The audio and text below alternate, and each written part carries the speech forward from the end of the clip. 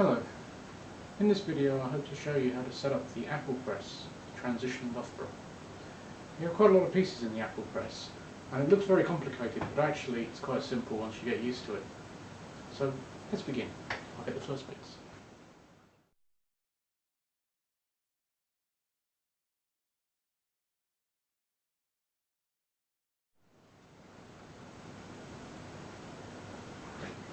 We start off with these, which are the feet. I'll place them on the workmate, roughly spaced apart, about a foot. We'll adjust that in a minute when we put the main frame on top of these. These will stop the apple press from tipping backwards and forwards slightly.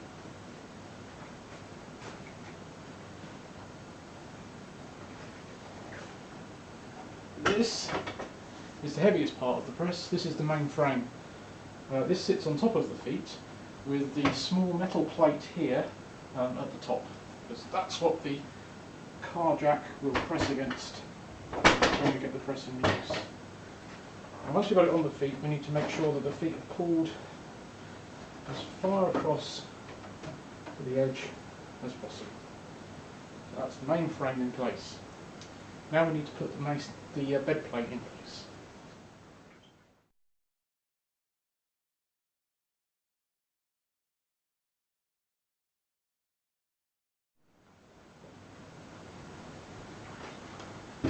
This is the bed plate. It's a very simple piece of wood. This slatted rung here goes across the main plate. So just simply slot it in, push it down, and that's held quite firmly in place. On top of here we have the tray into which we actually press the apple juice.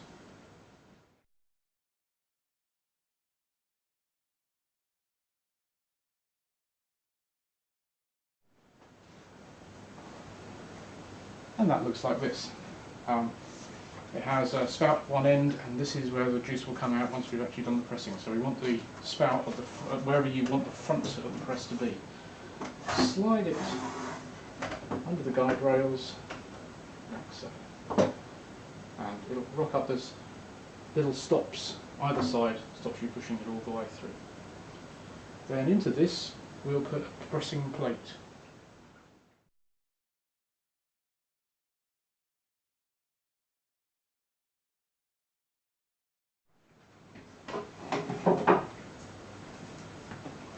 We have a number of these pressing plates that we use to separate the cheeses, and they simply slide down the guide rails, and the first one just sits to protect the tray underneath.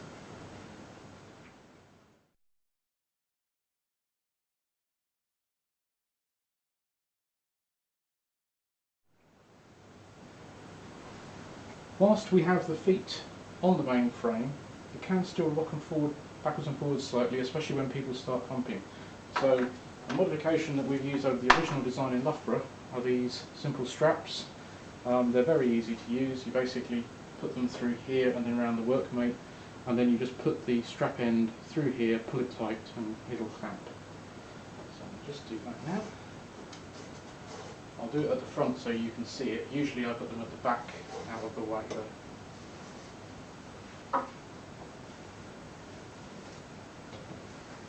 Over a foot.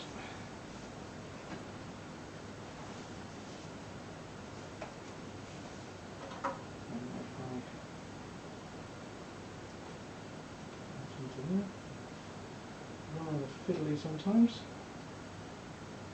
Like this. And just pull that nice and tight.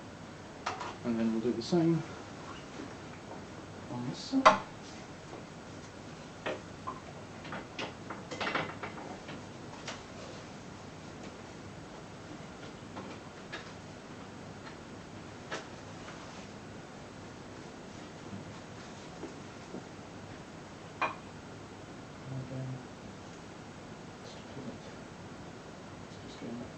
A little bit through.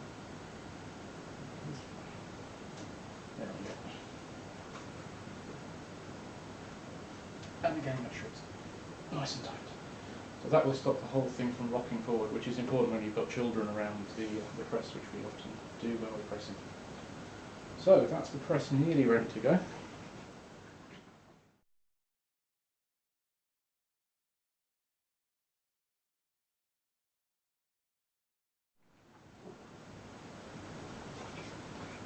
put the apples in, we put this wooden former down, and then we take one of our cheesecloths, which are actually made of old neck earthen, place that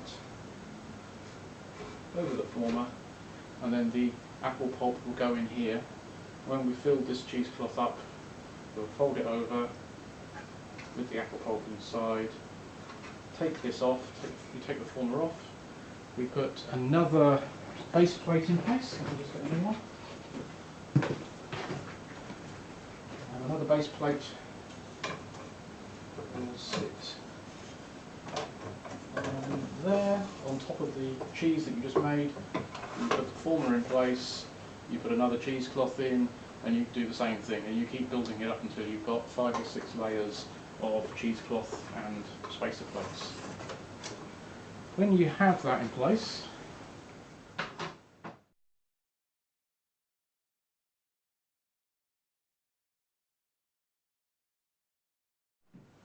you then need the pressing plate, which sits on top, which will sit on top of the stack of apples that you'll have in there, and then just here you'll put the car jack, which I'll show you separately in a moment, and you use that to pump down the apple press, pushing all the juice out.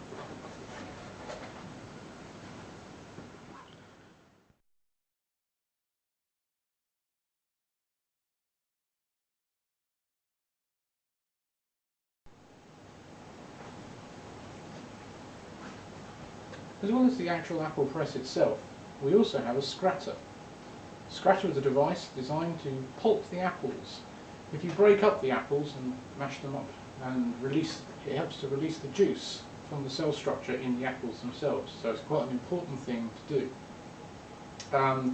You can get scratters that are hand powered, but they take an awful lot of effort. Luckily, our scratter is mains powered via a mains drill, which makes things much easier. But when you get it out of the kit, it'll appear usually in 4 pieces. We have the main part of the scratter that has the drum with stainless steel screws in it, which is what shoe into the apple. And this is where the drill attaches in a moment. We have the feed tube, and this is where the apples are actually put in when the scratter's running. We have the locking bar, and this holds the feed tube onto the main part of the scratter. And there we have this, which is actually, you don't need to assemble this, this is just what we use when we're doing the scratching to push the apples down. Sometimes they get a bit jammed in if 2 of them are in the same place at the same time. You can give them a bit of a whack. It also stops the juice and bits and pulp flying back up at you while you're feeding the apples in. So to put this together, it's quite simple. We've actually labelled it after many years of trying to remember which way around it goes. There's A, B, C and D written on here, and there's A, B, C and D written on the frame as well. So you simply put A to A and B to B, and that sits on there like that.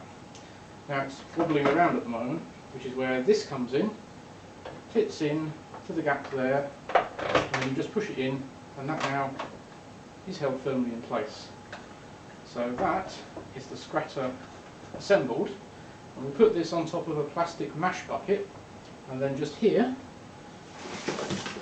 we take a power drill, and that just goes on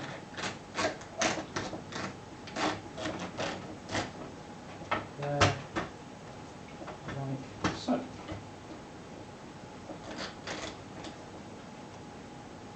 So now you can fire up the mains power drill and it will turn this and power the scratter.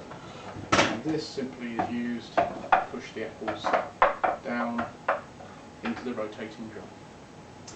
When the scratter is placed on top of the mash bucket, one thing to bear in mind is it can be slightly unstable because of the weight of the drill on one side.